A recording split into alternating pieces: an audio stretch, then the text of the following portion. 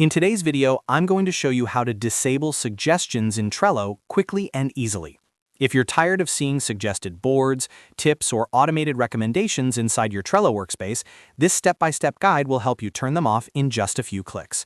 By the end of this video, your Trello interface will feel cleaner and more distraction-free.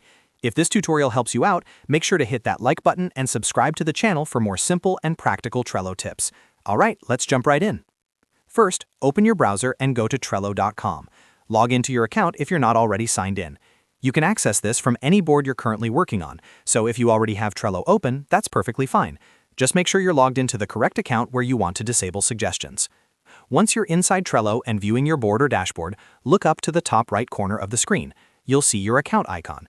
This is usually your profile picture or your initials inside a small circle. Go ahead and click on that account icon. When you click your profile icon, a drop-down menu will appear. In this menu, you'll see several options related to your account. From this list, click on Settings. This will take you to your main account settings page, where you can manage preferences, notifications, and other personal configurations. Now that you're inside your account settings, you'll see multiple sections with different options. What you need to do here is scroll down the page until you find the section labeled Suggestions.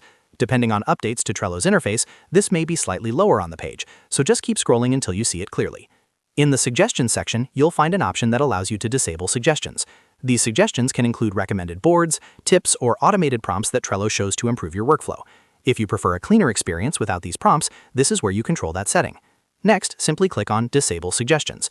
Once you click it, Trello will immediately apply the change to your account. There's no need to save manually in most cases, as the setting updates automatically. After this, you should no longer see suggestion prompts appearing in your Trello interface. If you ever decide you want suggestions back, you can return to the same settings area and re-enable them.